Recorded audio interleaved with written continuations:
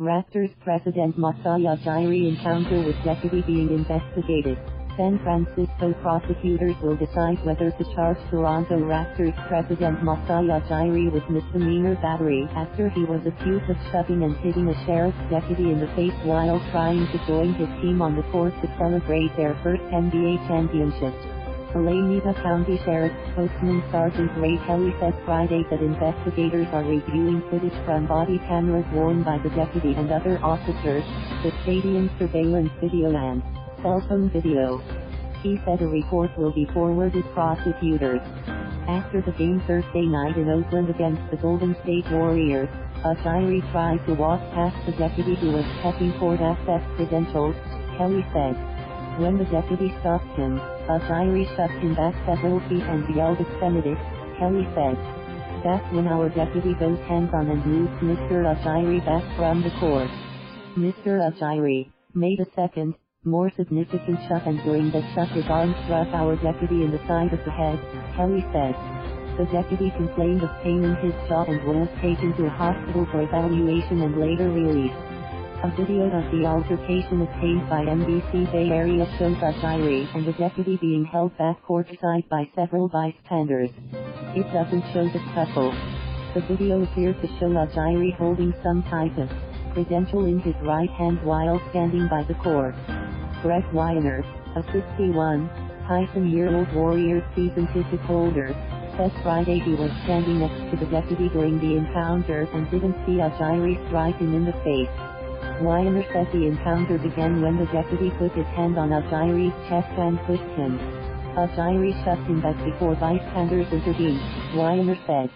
The thing about the cops saying, the policeman asked for his credentials, that didn't happen. There was no conversation at all, Wiener said. This part about striking him in the face, yeah, that didn't happen. Wiener said he hadn't been interviewed by authorities. This looked like somebody trying to embellish what happened to protect what they did, what the policeman did, Wiener said. Kelly said deputies took witness statements and were reviewing footage from body cameras worn by the deputy along with footage from the arena surveillance system and cell phones. We had the opportunity to make an arrest and we chose not to, Kelly said. We decided it would be in everyone's best interest to slow things down and do an investigation. The Raptors said the team is also looking into the altercation and cooperating with authorities. We look forward to resolving the situation, the team said. NBA spokesman Mike Bass said the league also was cooperating with authorities. We are in contact with the Raptors and local authorities and in the process of gathering more information, Bass said.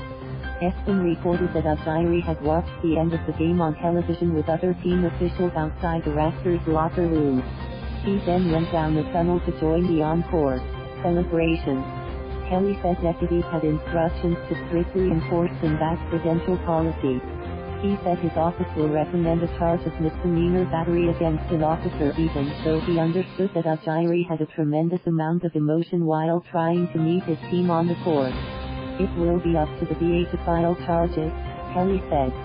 Toronto Mayor John Tory came to Ujiri's defense. Anybody who knows anything about him would say that some notion that he would be shoving people around in Oakland or elsewhere in the world is not credible, Tory said. Last week, the NBA banned Golden State Warriors investor Mark Stevens from games for a year and fined him $0,000 after he was seen on camera apparently shoving Toronto star Kyle Lowry during Game 3 of the playoffs. Lowry had dived into a row of courtside seats to try to save a loose ball. Stevens, wearing an NBA-issued credential, was seated about 2 spots away from where Lowry landed and shoved Lowry in the upper body. Lowry said Stevens repeated a vulgar phrase to him about 4 times.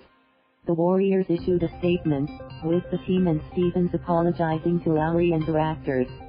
Thank you for watching. Please subscribe.